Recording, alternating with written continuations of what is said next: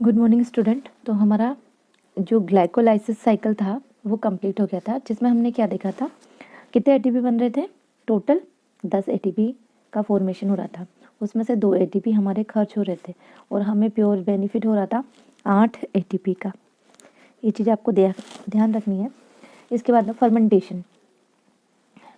Fermentation में आपको ये तो पता होगा कि फर्मेंटेशन की जो प्रोसेस होती है किसके कारण कंप्लीट होती है, किस बैक्टीरिया की वजह से फर्मेंटेशन हमारी प्रोसेस होती है।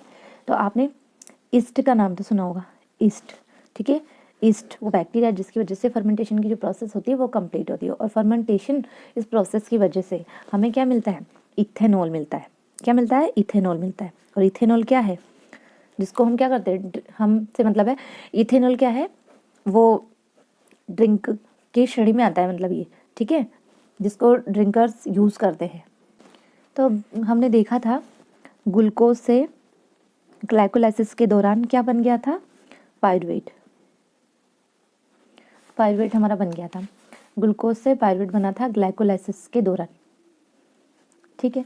अब ये पायरुवेट जो है हमारा, पायरुवेट या पायरुविक एसिड, ये आगे चलकर किस में चेंज हो जाएगा, एसिड एल्डिहाइड में, एसिड एल्डिहाइड में,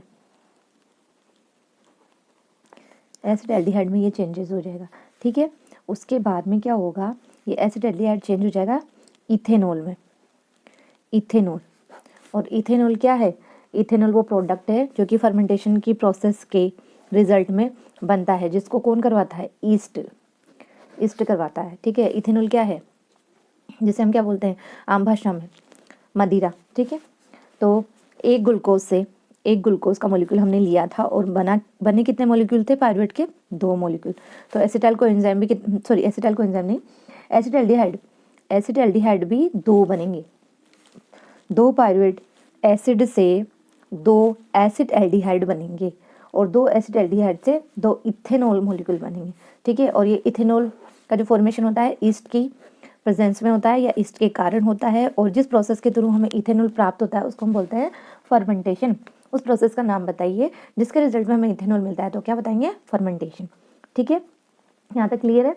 इसके बाद देखो जो हमारा ग्लाइकोलाइसिस था, इसके बाद में एक इम्पॉर्टेंट साइकिल आता है क्रेब साइकिल, ठीक है। लेकिन इस क्रेब साइकिल और ग्लाइकोलाइसिस के बीच में एक छोटी सी रिएक्शन होती है, एक छोटी सी रिएक्शन है, जिसके रिजल्ट में यहाँ पर क्या होते हैं, यहाँ पर 2 NADH का फॉर्मेशन होता है, 2 NADH का फॉर्मेशन होता है। और 2 NADH का मतलब है कि देखो एक NADH से 3 ATP हमको मिलते हैं, 2 मॉलिक्यूल है तो कितने ATP मिलेंगे यहाँ पर, 6 ATP, ठीक है।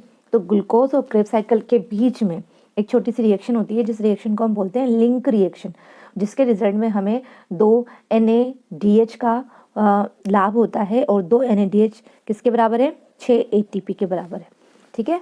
तो इन ग्लाइकोलाइसिस और क्रेब साइकिल के बीच में एक रिएक्शन होती है जिसको हम बोलते हैं लिंक रिएक्शन, जहाँ पर कितने एटीपी का फॉर्मेशन होता है, 6 एटीपी का फॉर्मेशन होता है ना। ये चीज़ ध्यान रखनी है आपको।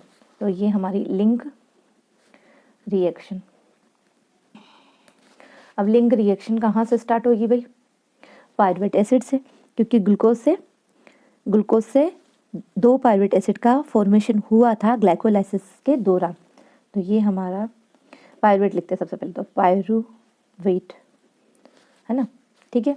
अब इसके साथ क्या लिंक होगा, कोएंजाइम, और इसके रिजल्ट में हमें क्या मिलेगा, एक CO2 का मॉलिक्यूल और एसिटाइल कोएंजाइम मिलेगा हमको, एसिटाइल कोएंजाइम हमको मिलेगा।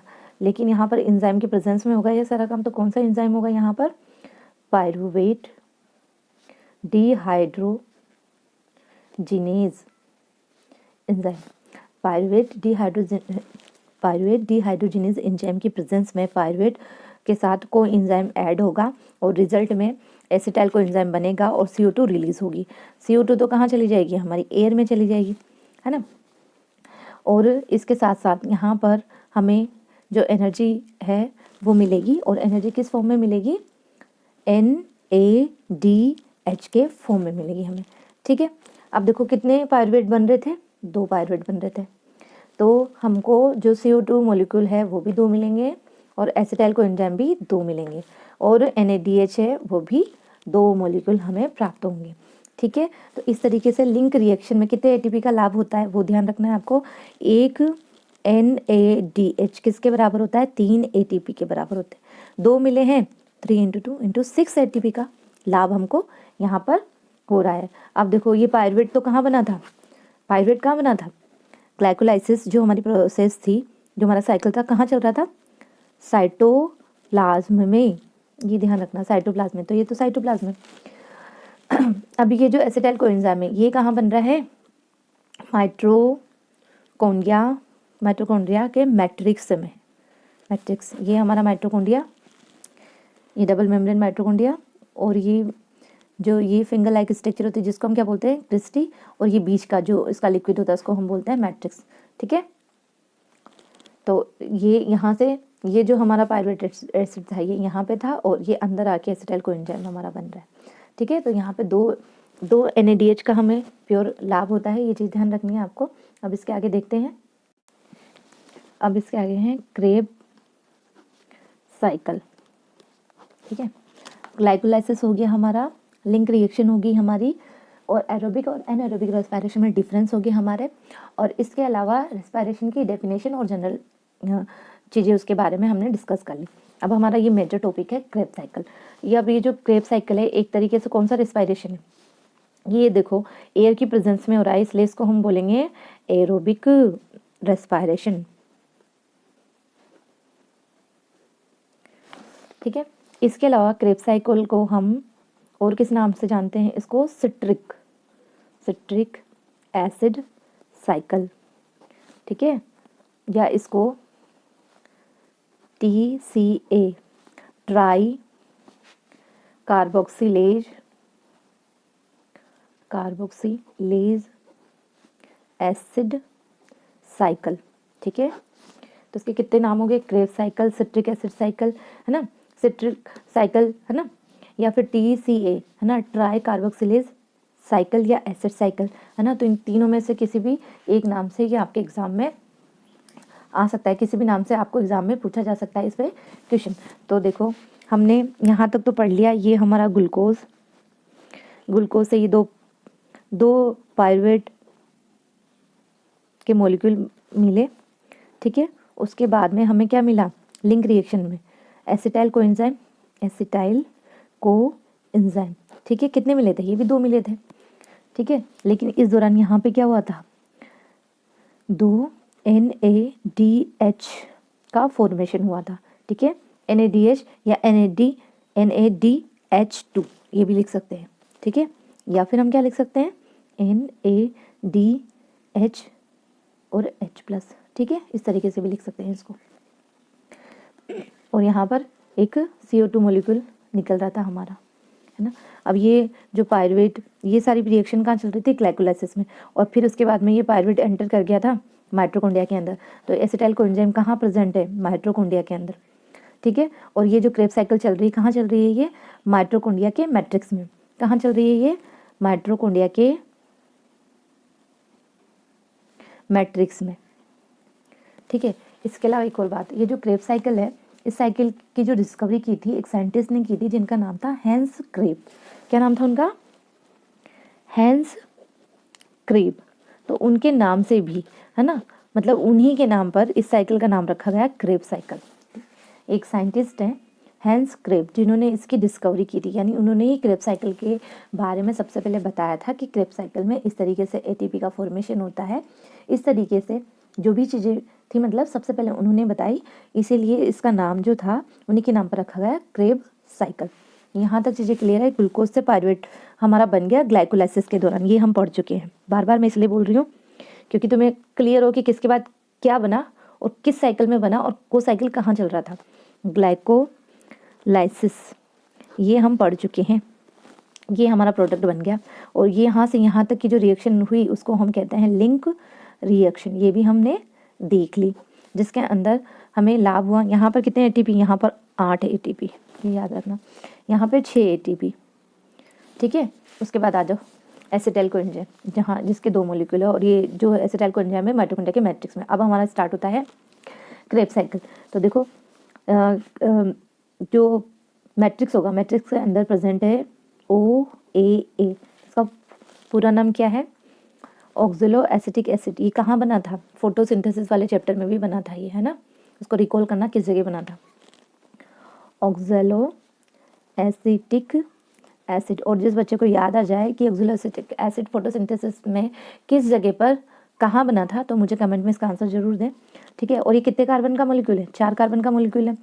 ऑक्जेलो एसिटिक एसिड 4 कार्बन का मॉलिक्यूल है, ठीक है। तो ये oxaloacetic acid as a substrate की तरह काम करेगा, है ना। और ये ऑक्जेलो एसिटिक एसिड और इससे ये एसिटाइल कोएंजाइम, ठीक है, ये ऐड हो जाएगा। ऐड होने के बाद में इन दोनों के मिलने से जो हमारा प्रोडक्ट बनेगा, जो हमारा मॉलिक्यूल बनेगा, उसका नाम है सिट्रिक एसिड, ठीक है। अब देखो इसमें जो पहला कंपाउंड बना, पहला स्टेबल जो कंपाउंड बना वो बना सिट्रिक एसिड, ठीक है। तो पहले स्टेबल प्रोडक्ट के बेस पर भी इसका नाम रखा गया सिट्रिक एसिड साइकिल, ठीक है। अब ये कितने कार्बन का हो गया? 4 और 2 मिलकर ये 6 कार्बन का मॉलिक्यूल हमारा बन गया, ठीक है। इसके बाद में देखो सिट्रिक एसिड से हमारा बनेगा अल्फा कीटो ग्लूटेरिक एसिड। लेकिन यहाँ पे क्या होगा? एक CO2 का मॉलिक्यूल बाहर निकल जाएगा और इसके साथ साथ ही यहाँ पर NADH2 का फॉर्मेशन होगा, ठीक है। एक CO2 का मॉलिक्यूल बाहर निकलेगा और एक NADH2 का फॉर्मेशन होगा और सिट्रिक एसिड किस में कन्वर्ट हो जाएगा? अल्फा कीटो ग्लूटेरिक एसिड में। तो अब ये कितने कार्बन का हो गया भाई? ये हो गया 5 कार्बन का मॉलिक्यूल हो गया ये, ठीक है। इसके बाद में क्या होगा? अल्फा कीटो ग्लूटेरिक एसिड से क्या बनेगा हमारा? इसके बाद देखो, इसके बाद बनेगा हमारा सक्सिनिक एसिड, ठीक है। लेकिन उससे पहले यहाँ पर एक CO2 का मॉलिक्यूल बाहर निकल जाएगा और CO2 के मॉलिक्यूल के साथ ही यहाँ पर NADH2 का फॉर्मेशन होगा। तो अब ये सक्सिनिक एसिड कितने कार्बन का हो गया? ये 4 कार्बन का हो गया, ठीक है। अब सक्सिनिक एसिड से हमारा बनेगा मैलिक एसिड, ठीक है। यहाँ पर सक्सिनिक एसिड और मैलिक एसिड के बीच में किसी तरह की कोई CO2 का जो मॉलिक्यूल है वो रिलीज नहीं हुआ, तो ये भी कितने कार्बन का होगा? ये भी 4 कार्बन का मॉलिक्यूल होगा हमारा, ठीक है। लेकिन यहाँ पर क्या होगा? यहाँ पर एक तो GTP का फॉर्मेशन होगा एनर्जी के रूप में, साथ साथ यहाँ पर FADH2, ठीक है। ये एनर्जी के रूप में, जैसे ATP होता है उसी तरीके से GTP होता है, ठीक है। और जैसे NADH2 होता है उसी तरीके से FADH2 होता है। तो ये मतलब एनर्जी के फॉर्म से है, मतलब एनर्जी जैसे एनर्जी का रूप है, यूँ मानो आप, है ना, ठीक है। इसी के साथ ये जो हमारा मैलिक एसिड था, मैलिक एसिड फिर कन्वर्ट हो जाएगा ऑक्जेलो एसिटिक एसिड में। लेकिन यहाँ पर भी क्या होगा? इस बीच में भी क्या होगा? NADH2 का फॉर्मेशन होगा, ठीक है। यानी कि यहाँ पर भी एनर्जी बनेगी हमारी। तो देखो कहाँ कहाँ पर NADH2 का फॉर्मेशन हुआ? सबसे पहले फर्स्ट, सेकंड और ये थर्ड, 3 जगह पर NADH2 का फॉर्मेशन हुआ। उसके अलावा एक GTP हमको मिला और एक FADH2 हमको मिला, ठीक है। तो इस तरीके से ये जो क्रेब्स साइकिल होता है ये हमारा कंप्लीट होता है क्रेब्स साइकिल। और ये क्रेब्स साइकिल को आप स्टेप बाय स्टेप भी लिख सकते हैं और इस तरीके से फ्लो चार्ट बनाकर आप इसकी डिटेल को अच्छी तरीके से लिख सकते हो, ठीक है। तो अब हमको देखना है, एक बार फिर से देखो और यहाँ पे जितने भी हम साइकिल करेंगे उसमें हमारा जो मतलब मेन एम क्या होगा कि हमको केवल बस इतना ही देखना है कि हमको कितने ATP प्राप्त हो रहे हैं और कितने ATP हमारे खर्च हो रहे हैं, यानी कि हमको लास्ट में कितने का फ़ायदा हो रहा है, ये चीज़ हमको देखनी है बस यहाँ पर, ठीक है। तो ये चीज़ होगी थी ग्लूकोज से पायरुवेट एसिड बन गया था हमारा ग्लाइकोलाइसिस के दौरान, जहाँ पर हमको 8 ATP का लाभ हुआ था, है ना। टोटल नीट बेनिफिट हमको 8 ATP का हुआ था। पायरुवेट एसिड से 2 पायरुवेट एसिड थे यहाँ पर, अगर ये एक पायरुवेट एसिड होता है ये हमारा, तो एक एसिटाइल कोएंजाइम होता है हमारा। लेकिन चूंकि यहाँ पर 2 थे ना, इसलिए हमको 6 ATP, अगर ये 1 होते तो यहाँ पर 3 ATP का हमको लाभ होता। लेकिन हम तो ग्लूकोज का रिजल्ट देख रहे हैं ना, ग्लूकोज का रिजल्ट देखेंगे तो उस हिसाब से हमको ये टोटलिंग करनी है। तो यहाँ पर 6 ATP। उसके बाद में देखो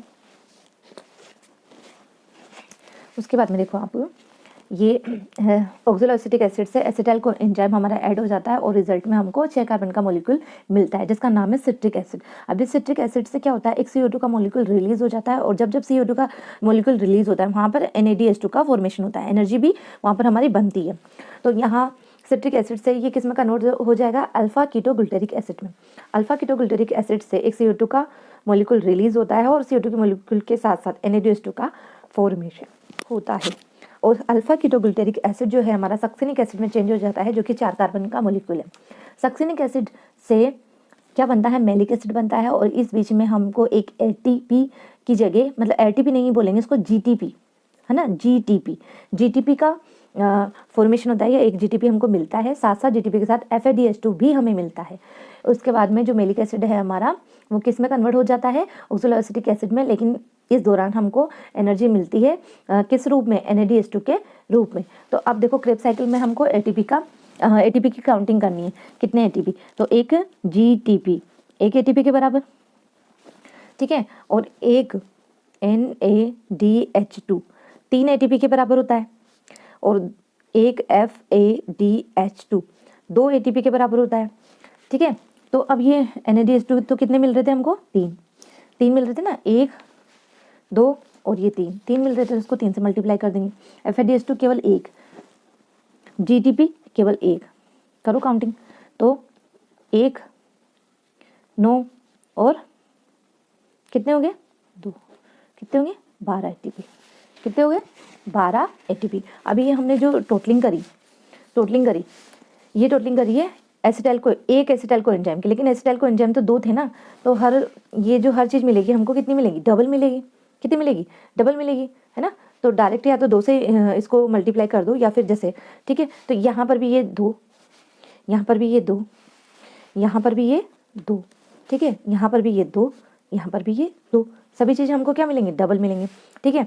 तो अब देखो एक GTP एक ATP के बराबर था, ठीक है, तो कितने मिल रहे थे ये 2, और एक NADH2 किसके बराबर था, 3 ATP के बराबर था। अब ये कितने मिल रहे हैं हमको, 2 2 4 2 6 से मल्टीप्लाई करेंगे, और 2 FADH2 2 ATP के बराबर था, ये भी कितने मिल रहे हैं 2। तो अब इसको मल्टीप्लाई करेंगे तो 2, इसको इससे करेंगे तो 18, इसको इससे करेंगे तो 4, टोटल करो इनका 24 ATP, है ना। क्रेब्स साइकिल के दौरान हमको कितने ATP मिलते हैं, 24 ATP मिलते हैं हमको, ठीक है। अब ये जो ATP है ये किस में चले जाएंगे, यहाँ से क्रेब्स साइकिल से ये ATP, ये एनर्जी हमारी चली जाएगी ETS में, किस में चली जाएगी, ETS में, इलेक्ट्रॉन ट्रांसपोर्ट सिस्टम में चली जाएगी, ठीक है। इलेक्ट्रॉन ट्रांसपोर्ट सिस्टम या चेन भी इसको हम बोलते हैं, ठीक है। यहाँ से ये सीधे ATP किस में चले जाएंगे, ETS में। तो अब आप बताओ एक ग्लूकोज का, है ना, एक ग्लूकोज का ऑक्सीडेशन होने में कितने ATP लगे, 8 और 6 कितने हो गए 14, और ये 24, काउंटिंग करो कितने ATP हो गए, 38 ATP, ठीक है। तो इस तरीके से ATP की ये काउंटिंग हमें आनी चाहिए, कहाँ कितने ATP खर्च हुए। अब देखो एक ग्लूकोज का ऑक्सीडेशन हुआ ये, है ना, ऑक्सीडेशन में कितने ATP हमें मिले, 38 ATP। अगर मान लो यहाँ पर 2 ग्लूकोज होते, 2 ग्लूकोज के मॉलिक्यूल हम लेते, स्टार्टिंग से 2 ग्लूकोज के मॉलिक्यूल हमने लिए होते, तो यहाँ पर कितने ATP मिलते, इसका डबल हो जाएगा ना, इसका डबल हो जाएगा। तो इस तरीके से ये क्या करेंगे, मतलब क्वेश्चन जो इसमें से पूछा जाएगा वो ATP की काउंटिंग ही आप लोगों से पूछी जाएगी। जैसे सेपरेट पूछ लिया, क्रेब्स साइकिल के दौरान कितने ATP का लाभ होता है, तो आप बता देंगे 24 ATP।